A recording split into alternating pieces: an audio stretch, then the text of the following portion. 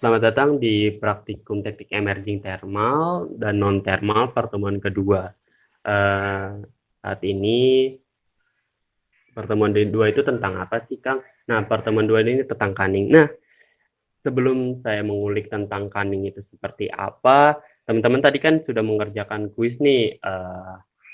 Saya mau tahu nih, mengulas sedikit dari pengetahuan teman-teman tentang cunning.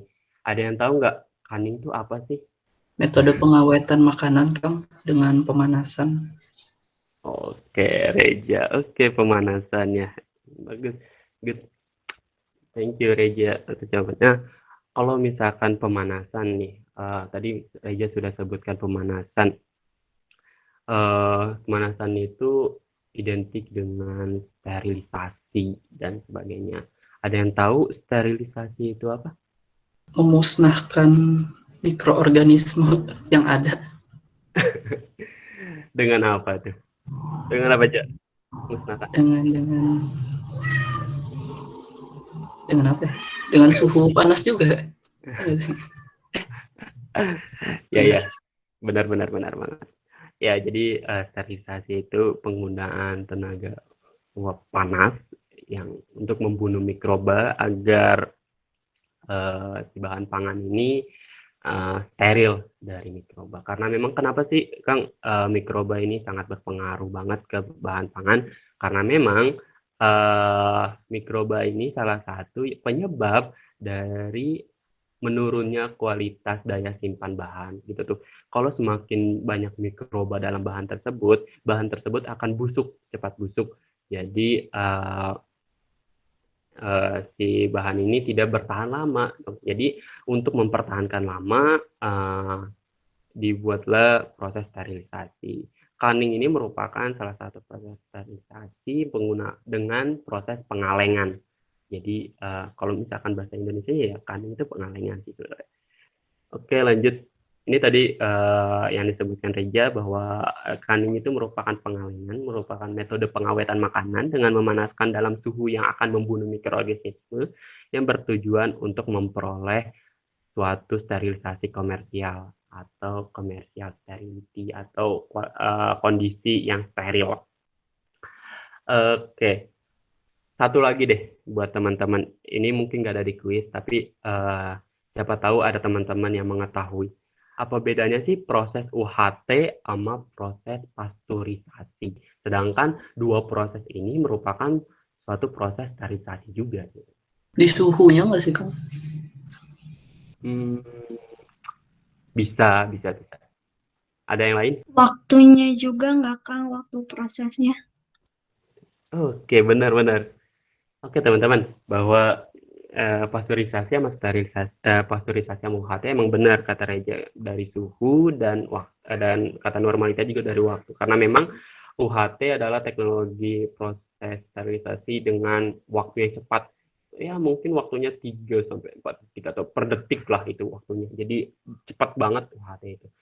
Eh, Berbagi sharing aja pengalaman bahwa waktu kemarin saya PKL yaitu di Pacific Restaurant Coconut Utama, di situ emang ada proses pasteurisasi sama sterilisasi. Nah, di situ proses pasteurisasi itu adalah mematikan mikroba, bukan matikan sih, tapi di proses pasteurisasi itu mikrobanya itu nggak mati total gitu. Jadi kenapa nggak mati total? Karena menurut perusahaan ada beberapa mikroba yang baik untuk si bahan tersebut. Makanya benar kata Normalita, itu beda dengan suhunya. Kalau pasteurisasi itu mungkin kisaran di suhu sampai 80 sampai 100 atau sebagainya. Tapi kalau di UHT emang suhunya terlalu tinggi 130. Nah, di UHT ini mikrobanya itu mati semua untuk mempertahankan daya simpan. Jadi itu perbedaan UHT. Itu sih poinnya emang benar dua, dari waktu sama suhu. Terima kasih untuk Reja dan Nurma. Keren. Lanjut, kita masuk ke responsi. Mungkin teman-teman, sebenarnya ini soal ini udah ada di modul yang saya kirimkan, tapi mungkin berbentuk bahasa Inggris. Di akhir modul tersebut ada soal ini. Nah, saya bacakan soalnya dulu ya. Sistem pengolahan aseptik dirancang untuk sup sayuran di mana partikel terbesar adalah kentang bulat dengan ukuran 15 mm. Cairan pembawanya adalah larutan kanji yang mencapai suhu 140 derajat Celcius pada keluaran dari bagian pemanas permukaan sistem dan masuk pada holding tube. Partikulat memasuki tabung penahan pada suhu yang seragam, yaitu 83 derajat Celcius. Laju aliran produk adalah 1,5 meter kubik per jam dengan aliran laminar di dalam holding tube, di mana diameter dalam tabung adalah 4,75 cm.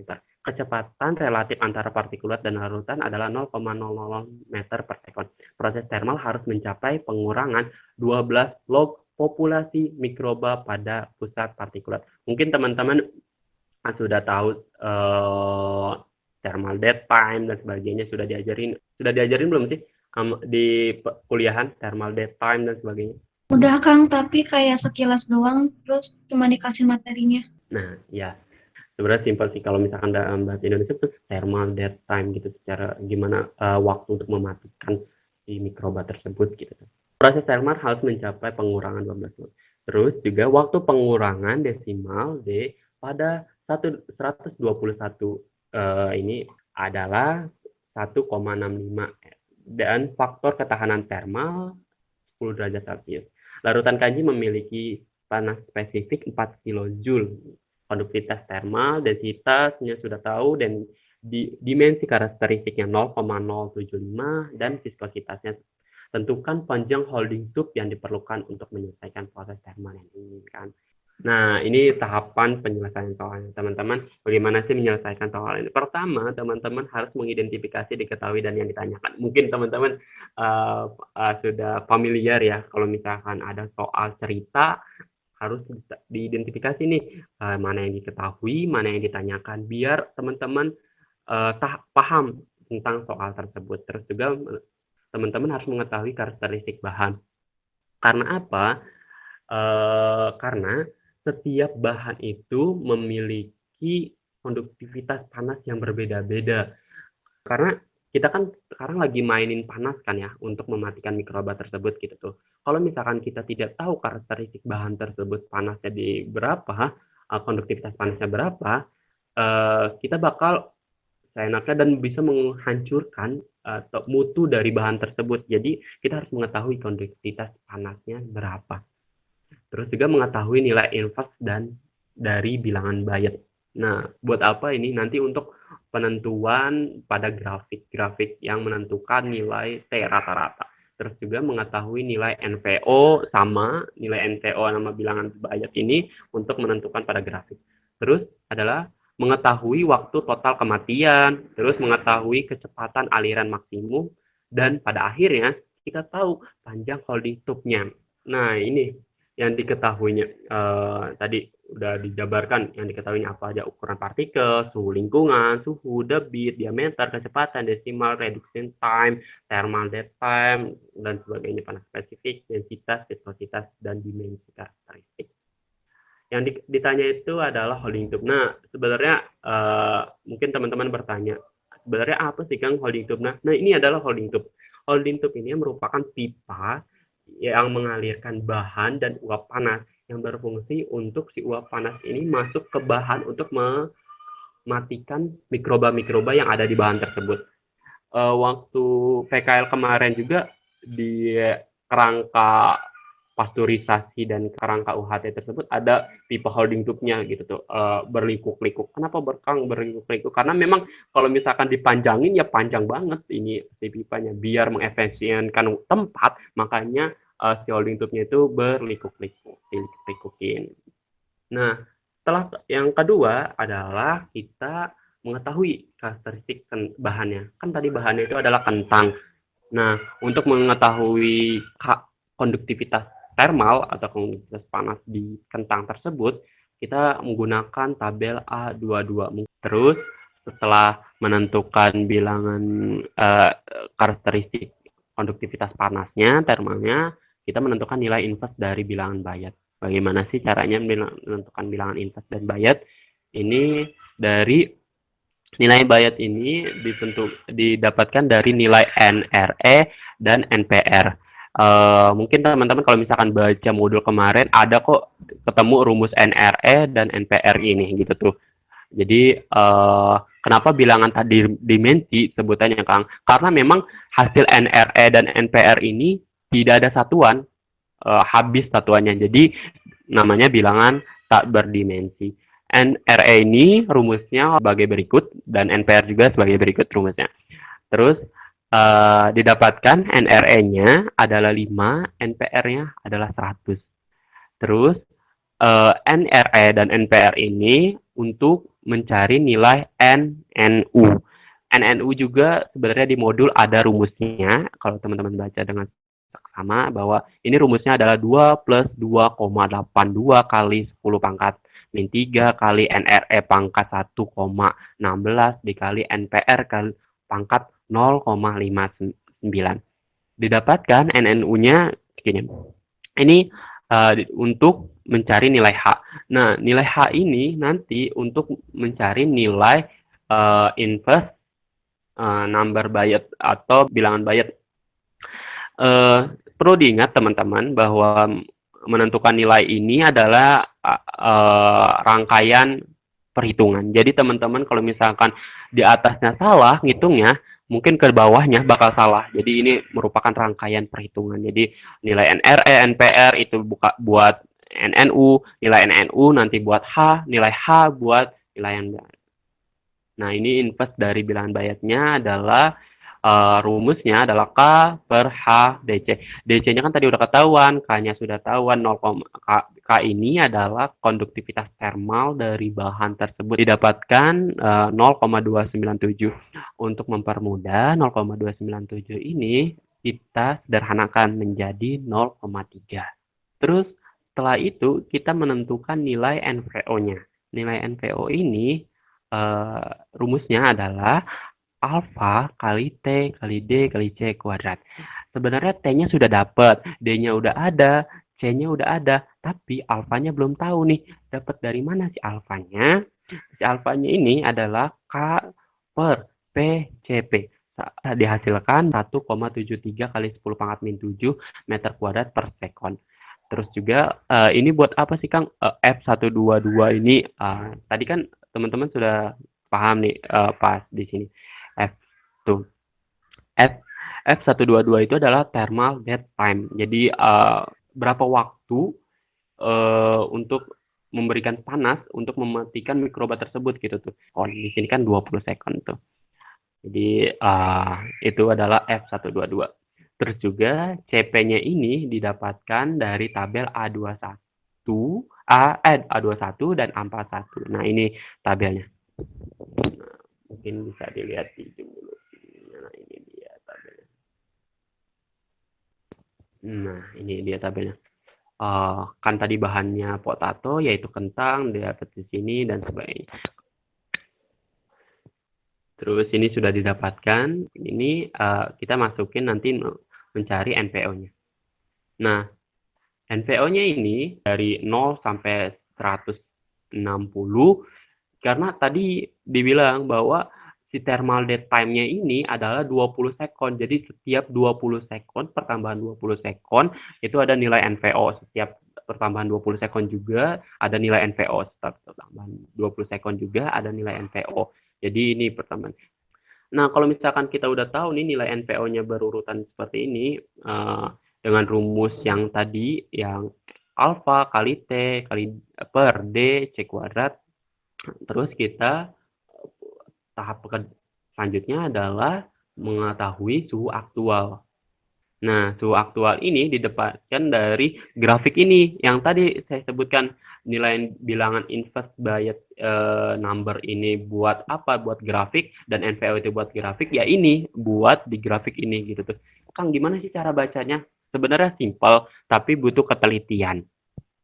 Pertama, ini kan K per HDC ini kan adalah rumus bilangan Bayes kan ya. Bayes number, inverse Bayes number. Jadi ini setiap garis ini adalah nilai bilangan Bayes number. Jadi kenapa tadi 0,294 itu disederhanakan jadi 0,3 karena memang biar mempermudah kita, yaitu 0,3 adanya di sini. Jadi bilangan bias number-nya ini. Nanti dikasih garis lurus aja teman-teman. Kalau misalkan teman-teman ini kalau misalkan lagi ujian atau apa, bisa di print, terus juga nanti dibuat garis, jadi mudah langsung ke sana, garis numbernya dan sebagainya. Terus NVO-nya, tadi kan NVO-nya itu NVO di pertama itu adalah ini kan 0,1845. Nah, kita ini kenapa di sini kan? Karena memang ini kan 1, 2, 3, 4, 5. Ada 5 kotak. 5 kotak ini terus menuju 1. Berarti satu kotak ini adalah 0,2 kan ya. Jadi kalau misalkan 0,18 itu mendekati 0,2. Jadi mepet dikit gitu. Terus kita kasih garis lurus. Terus untuk apa fungsinya? Kita mencari terat ini nih. Biar nanti ketemu si suhu aktualnya ini, si T aja nih. Suhu aktualnya. Nanti kita terat ini digarisin, temulah 0,9. Ini dari mana sih Kang? Nah, sebenarnya ini masih ada garis satu lagi nih ya. Jadi 1, 0,1, ini 0,2, 0,3, 0,4, 0,5, 0,6, 0,7, 0,8, 0,9. Nah, ini 1. Jadi 0,9 ketemunya dapatnya. Nah, teman-teman semua perlu diingat juga bahwa sebenarnya penentuan nilai terat ini adalah nyesuaiin persepsi teman-teman, tapi harus tidak terlalu jauh banget gitu. Jadi teman-teman sebenarnya waktu itu saya pernah diingatkan sama dosen teknik emerging thermal dan thermal bahwa kalau misalkan menghitung ini biasanya setiap orang itu nilainya berbeda-beda karena sesuai persepsinya gitu tuh. Menurut saya di sini 0,18, tapi menurut orang mah ada yang 0,17, 1,6. Jadi itu hal yang wajar, tapi nilainya tidak terlalu jauh. Makanya ketika ujian, dosen itu gampang mengetahui mana yang nyontek, mana yang enggak dari sini gitu tuh. Jadi setiap orang persepsinya kalau misalkan dicontohkan aja nih ya, misalkan Reja dapatnya sebenarnya 0,87, tapi misalkan Nurmalita dapatnya 0,91, ya itu tidak apa-apa, tapi tidak terlalu jauh juga kan ya. Tapi kalau misalkan kalian sama persepsinya, mungkin patut dipertanyakan nih. Sebenarnya itu sih kecurigaan dosen, kenapa kalian bisa nyontek. Jadi teman-teman lebih baik kalian percaya diri aja ketika ngerjain soal menggunakan grafik ini. Oke, ini mengetahui suhu aktualnya seperti ini. Tadi teratnya sudah tahu 0,9, dimasukin TA-nya tadi suhu bahan larutannya yaitu 140 derajat Celcius, nanti T aktualnya berapa, 83 ini tadi suhu yang sudah diketahui dan sebagainya. Ini nilainya. Nah, saya contohkan 2 saja seharusnya dihitung semua nih NVL 60, 80, 100, 120, 140 dan 160. Nanti dihitung semua ya teman-teman. Di laporan responsi akhir teman-teman harus dihitung semua. Nah, terus setelah teman-teman sudah tahu T-nya, jadi teman-teman ini cari mengetahui nilai LR. Nah, nilai LRN ini adalah rumusnya ini. Jadi nanti berurutan yang LR 60, 80, 100, 120, 140, dan 160. Nilainya sebagainya. Bisa teman-teman pahami sendiri sih sebenarnya. Rumusnya sama. Nah, setelah itu kita mengetahui total waktu kematian. Serem ya namanya total waktu kematian. Tetapi emang ini untuk fokus kita kematian mikroba tersebut. Nah, biar mempermudah, dibuatlah tabel ini. Jadi waktunya berapa, NVO-nya berapa, teratnya yang didapatkan tadi berapa, T aktualnya berapa, LR-nya berapa. Jadi ini tabelnya. Terus kita tahu nilai midpoint-nya 150. Menurut referensi yang saya baca, kebanyakan memang midpoint dari waktu 0 sampai 160 itu kebanyakan midpoint-nya itu ya 150. Terus ini sigma LR dijumlahkan dari 6 sampai 140 karena memang ini kan midpoint-nya 150 detik. Nah, ininya 160 kan, jadi tidak mencapai ini. Maka yang dihitung itu hanya 60 sampai 140 detik saja. Kenapa Kang mulainya dari 60, kenapa nggak dari 0? Karena memang 0 ini belum pada waktu 0 ini belum ada kematian mikroba tersebut. Jadi dimulainya dari di waktu 60 detik. Ini dikalikan 20 sekon. 20 sekon itu tadi kan yang F121 yaitu thermal death time-nya. Didapatkan waktunya segini. Terus menggantikan waktu mematikan dari target waktu kematian thermal. Tadi kan target kematian thermal itu kita itu dapatnya adalah 20 sekon. Kita ganti. Jadi selisih dari 20 sekon sama 28 ini adalah 8,48 ini. Ini adalah selisihnya. Jadi target waktu kematian yang thermal yang sesungguhnya itu aktual itu adalah 8 detik. Ini nah, kenapa sih Kang? Kan harusnya nilainya negatif. Nah, tadi yang saya sebutkan bahwa ini bukan pengurangan, tapi selisih. Selisih aja. Jadi selisih itu ya nilainya positif. Oke. Nah, jadi waktu kematiannya adalah sama dengan ini. Maka total waktu yang didapatkan adalah tadi kan kita tahu bahwa midpoint-nya itu adalah 150 sekon ditambah dengan 10. Jadi waktu total yang untuk mematikan mikroba keseluruhannya adalah 160,55. Dan kalau dimenitin jadi menit adalah 2,67. Nah, kita udah tahu nih ya, waktu totalnya adalah 2,6 menit untuk mematikan mikroba keseluruhan di suatu bahan, yaitu bahan kentang tersebut. Nah, setelah itu kita harus mengetahui nih kecepatan alirannya. Berapa nih kecepatan alirannya? Nah, kecepatan aliran ini rumusnya adalah jadi tadi debitnya sudah tahu, diameternya sudah tahu, dibagi 2 menjadi jari-jari, terus ini didapatkan bahwa 546,7 meter per jam course-nya. Nah, kalau dimenitin jadi segini. Gimana sih caranya Kang? Kalau dimenitin mungkin teman-teman tahu ya, tinggal dibagi 60. Nah, kan 1 jam itu 60 menit. Jadi tinggal dibagi 60 nilainya segini. Terus karena ini merupakan aliran laminer, pada umumnya sebenarnya untuk aliran uap panas itu adalah aliran laminer gitu.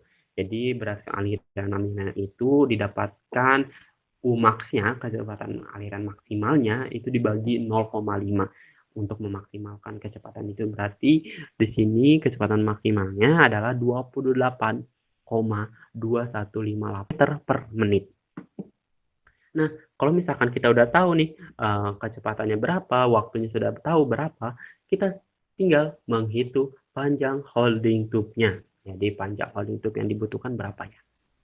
Nah, ini panjang holding tube-nya tinggal dikalikan kecepatan ini maksimum dikali waktu. Jadi kan kenapa dikali waktu? Ya kan karena tadi kecepatan maksimumnya di sini satuannya kan meter per menit gitu tuh. Untuk menghilangkan si menit ini tinggal dikalikan menit, yaitu T waktunya. Jadi ini coret, jadi hasilnya meter. Jadi panjang holding tube yang dirancang ini adalah sebesar 75,5035 meter. Wah, cukup panjang ya sebenarnya perhitungannya. Mungkin teman-teman harus lebih teliti aja karena memang ini perhitungan ini banyak 0, 0, 0, dan sebagainya. Nah, dari sini gak ada yang ditanyakan, mangga.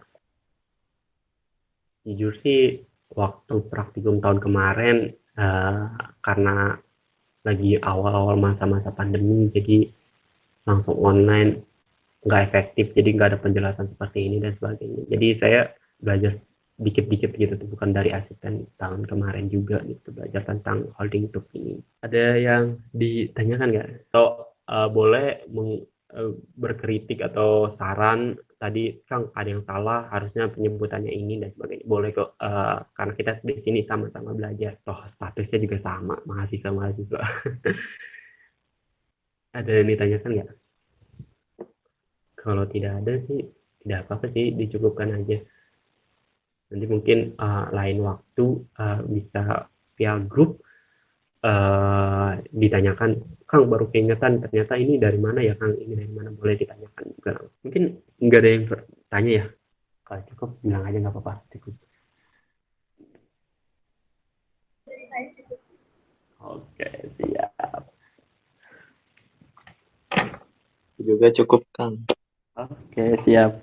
Oke, nanti untuk responsinya teman-teman tinggal cover langsung soal responsi, nanti saya share file soal responsinya, terus tiap orang bakal berbeda nilai suhunya. Nah, jadi tadi kan yang diketahui suhunya itu di 83 derajat. Ya, nanti teman-teman mungkin ada yang beda, setiap masing-masing orang bakal berbeda nih suhunya. Misalkan kayak Regen suhunya 90, nanti Agil suhunya 95 dan sebagainya. Nanti untuk pembagian nilai suhu ini, saya juga akan share bahwa setiap orang itu nilai suhunya berbeda-beda. Nanti tolong dikerjakan masing-masing. Ada yang ditanyakan lagi? Kalau tidak ada sih sebenarnya dicukupkan aja. Untuk deadline-nya sama, tata tertib, kita ikuti aturan tata tertib. Ini penutup dari saya. Terima kasih teman-teman. Mohon maaf jika ada kekurangan dalam penyampaian materi. Kalau misalkan ada yang kurang, ada yang salah, boleh dikritik langsung, boleh ditegur langsung, biar kita sama-sama belajar. Terus ada kalimat yang saya sering ingat dari Aristoteles, yaitu seringlah berlatih, karena latihan bukan untuk menyempurnakan, tapi untuk menjadikan permanen. Jadi kalau misalkan teman-teman sering berlatih, mungkin cara perhitungan ini akan permanen di otak teman-teman gitu tuh, sampai kapanpun kalian teman-teman bakal ingat gitu, karena sering berlatih. Tapi kalau misalkan hanya cukup sekali latihannya, mungkin teman-teman mungkin ya hanya sekali ingatnya. Itu aja teman-teman, semoga bermanfaat. Sebelum mengakhiri, alangkah baiknya kita berdoa menurut kepercayaan masing-masing. Berdoa dimulai.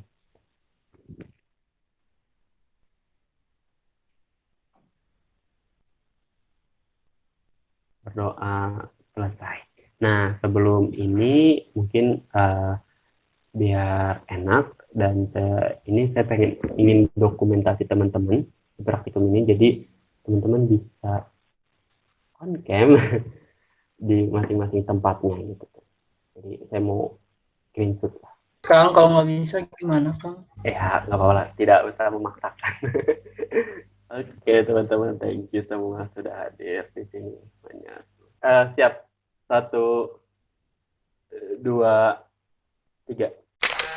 Oke, bentar ya.